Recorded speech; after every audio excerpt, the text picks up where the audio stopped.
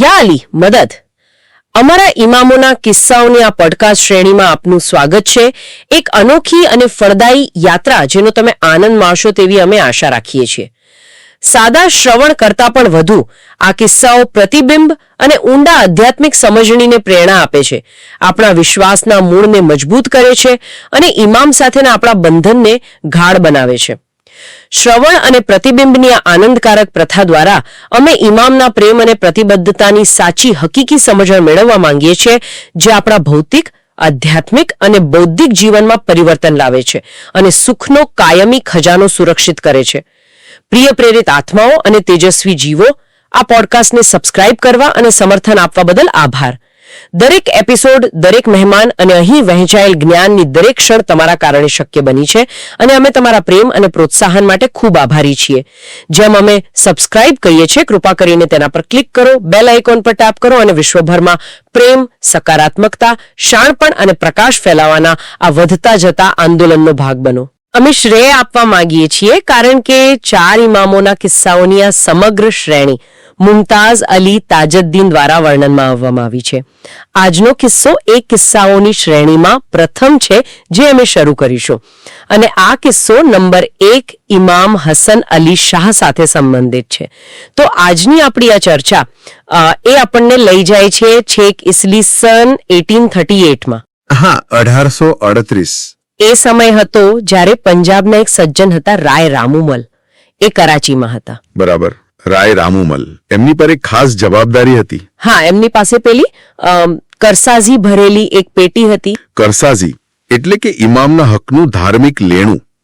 એ માત્ર પૈસા નહીં પણ શ્રદ્ધાનું પ્રતીક હતું. ખબર છે ને? સાચી વાત. અને આ પેટી એમને પહોંચાડવાની હતી ઈરાનના મહલ્લાત.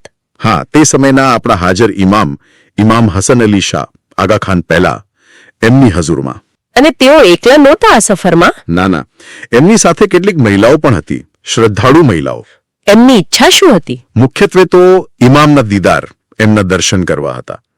એ જમાનામાં આ કઈ નાની વાત નહોતી, ઈરાન જવું. લાંબી મુસાફરી, ઘણી મહેનત અને શ્રદ્ધા માંગી લે. ખરેખર પડકારજનક હતું. એમનો પ્લાન હતો કે કરાચીથી દરિયાઈ માર્ગે જાય. ક્યાં સુધી? પોર્ટ અબ્બાસ સુધી, ઈરાનના કિનારે આવેલું બંદર. ઓ, એટલે પહેલા દરિયાઈ મુસાફરી, એ પણ જોખમી હોઈ શકે. બિલકુલ. અને ત્યાં પહોંચ્યા પછી શું કરવાનું હતું? મહલ્લાત તો હજુ દૂર હશે. ત્યાંથી પછી જમીન માર્ગે કિરમાન શહેર થઈને. કિરમાન? હા, અને ત્યાંથી પછી મહલ્લાત, જ્યાં ઇમામ રહેતા હતા. રસ્તાઓ, સગવડો, સુરક્ષા બધું જ એમ કે અઘરું હતું. સમજી ગઈ. શ્રદ્ધાની ખરી કસોટી જેવી યાત્રા હતી. ચોક્કસ.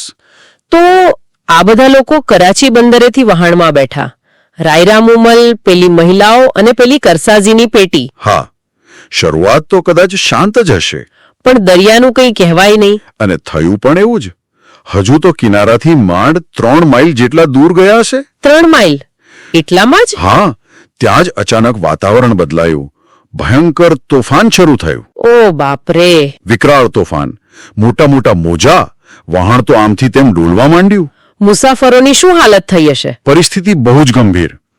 એટલી ગંભીર કે વહાણ હવે ડૂબવાની અણી પર હતું. હે ભગવાન!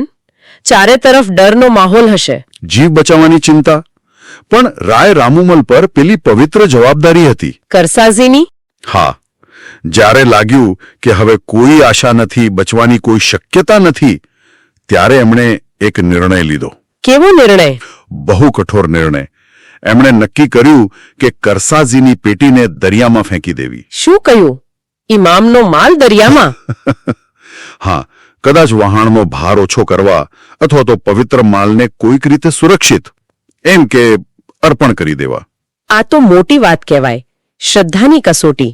પછી શું કર્યું એમણે? તરત જ પેટીમાંથી કરસાઝી કાઢીને એક થેલીમાં ભરી અને પેલી મહિલાઓને જાણ કરી કે હું આ થેલી દરિયામાં ફેંકું છું. બરાબર. પરિસ્થિતિ જેવી હતી. અને પેલી મહિલાઓ, એમણે શું કહ્યું?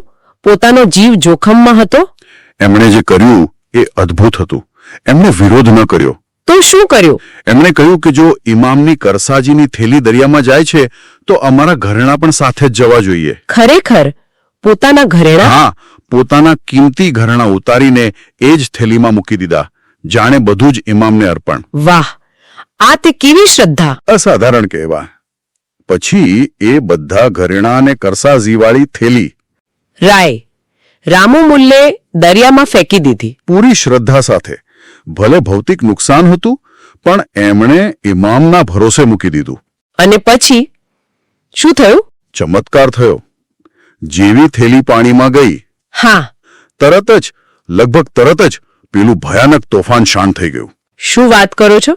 એકદમ તરત? હા, પવન બંધ, મોજા શાંત, જાણે કંઈ હતું જ નહીં. આ તો માન્યામાં ના આવે એવું છે.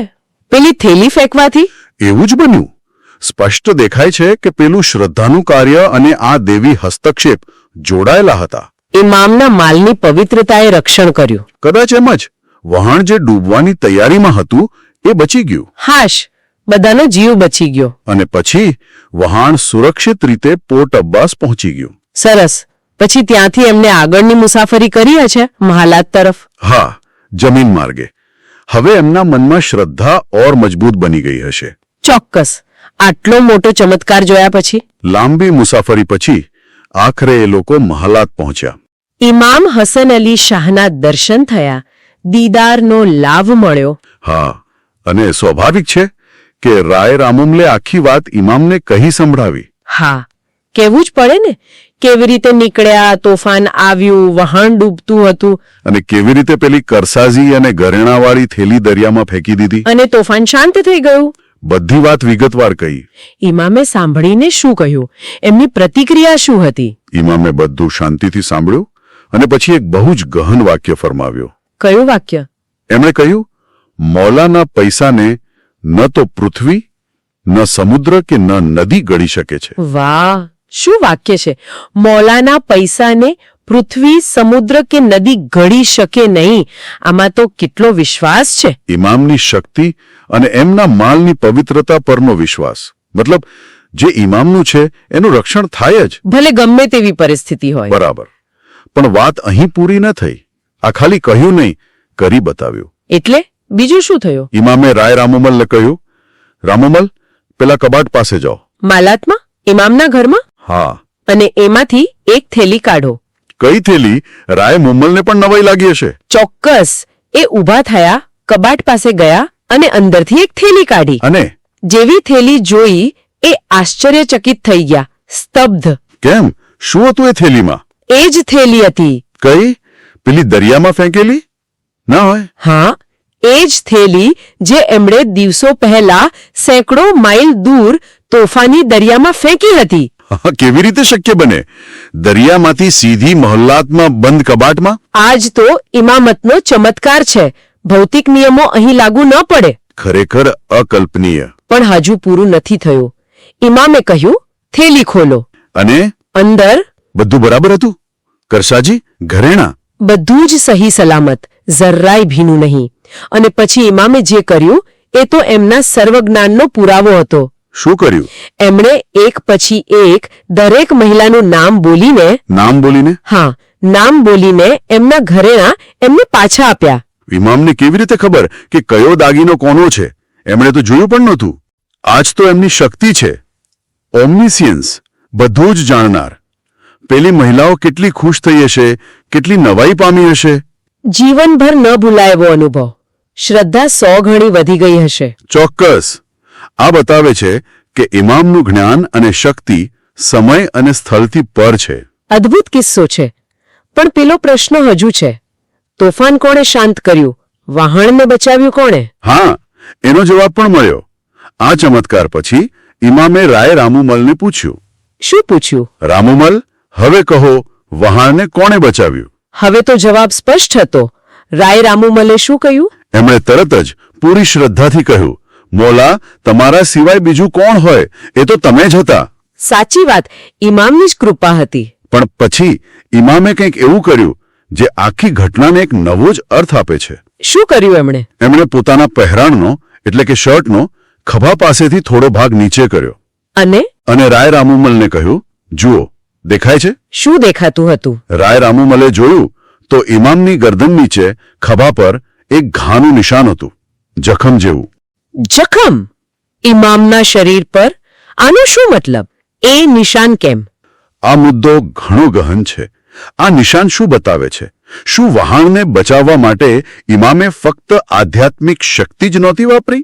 પણ કદાચ કોઈક ભૌતિક ભાર પણ ઉઠાવ્યો હતો, કોઈ ભોગ આપ્યો હતો. આ એક અર્થઘટન છે કે ઇમામનું રક્ષણ ખાલી દૂરથી આશીર્વાદ આપવા જેવું નથી, પણ એમાં એમનો સક્રિય હસ્તક્ષેપ, કદાચ એમના તરફથી કોઈ કષ્ટ પણ સામેલ હોઈ શકે. હા, એ જખમ કદાચ એનો ભૌતિક પુરાવો હતો, જાણે એમણે પોતે વહાણનો ભાર ઉઠાવ્યો હોય, મુશ્કેલી પોતાના પર લીધી હોય. આ તો ભૌતિક અને આધ્યાત્મિક જગતના ઊંડા જોડાણની વાત થઈ ગઈ, જે આપણી સમજની બહાર છે. ચોક્કસ, આ કિસ્સો આપણને ઘણું બધું શીખવે છે. હા, શ્રદ્ધાની શક્તિ, અતૂટ શ્રદ્ધા અને ઇમામના રક્ષણની ખાતરી. ભક્ત ગમે ત્યાં હોય, ઇમામ એમની સંભાળ રાખે છે. અને પેલી કરસાઝી જેવી ધાર્મિક ફરજોનું મહત્વ અને પવિત્રતા. બરાબર, ઇમામનું વાક્ય યાદ છે ને, મૌલાના પૈસાને પૃથ્વી, સમુદ્ર કે નદી ગળી શકે નહીં. હા, ઇમામનો હક પવિત્ર છે અને એની રક્ષા થાય છે.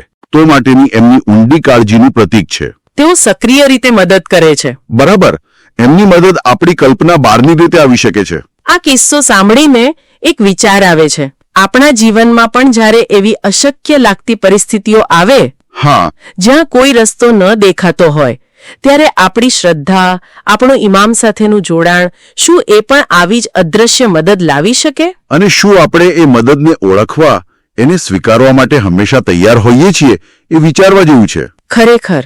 અમે આશા રાખીએ છીએ કે તમે આ કિસ્સો કલ્પના અને સક્રિય સંલગ્નતા સાથે સાંભળ્યો હશે. એક સાચા સાધકના જુસ્સાને મૂર્તિવંત કરતા હશો, જે વ્યક્તિગત વિકાસ અને શિક્ષણ માટે સારને ઉજાગર કરવાનો પ્રયાસ કરે છે. સચેત શ્રવણ અને ઊંડા પ્રતિબિંબની આ પ્રથા આપણી ક્ષિતિજોને વિસ્તૃત કરે છે, આપણને આપણી આધ્યાત્મિક પ્રગતિમાં માર્ગદર્શન આપે છે, પોષણ આપે છે અને સશક્ત બનાવે છે, અને આપણને આપણા જન્મના હેતુને પૂર્ણ કરવા સક્ષમ બનાવે છે, આપણા જીવનકાળ દરમિયાન અંતિમ મુકામ સુધી પહોંચવા માટે. જો આ સંદેશ તમારા હૃદયને સ્પર્શી ગયો હોય, તો કૃપા કરીને એઝોટેરિક સ્ટડી સર્કલ ચેનલને સબસ્ક્રાઇબ કરો. સબસ્ક્રાઇબ કરવામાં તમારો ટેકો અમને વધુ ગહન અને જ્ઞાનવર્ધક પોડકાસ્ટ બનાવવાનું ચાલુ રાખવા અને શક્ય તેટલી ઝડપથી તમારી સાથે શેર કરવા માટે શક્તિ અને આત્મવિશ્વાસ આપે છે.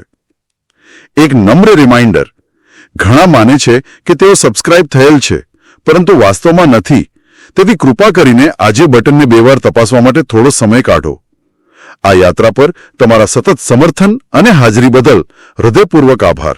જ્યાં સુધી આપણે બીજા તેજસ્વી સંદેશા સાથે ફરી મળીએ, ત્યાં સુધી તમે શાંતિથી ચાલો, તમારું હૃદય પ્રકાશ માટે ખુલ્લું રહે અને તમે હંમેશા તમારી સાથે ઇમામની હાજરી અનુભવો. યા અલી મદદ.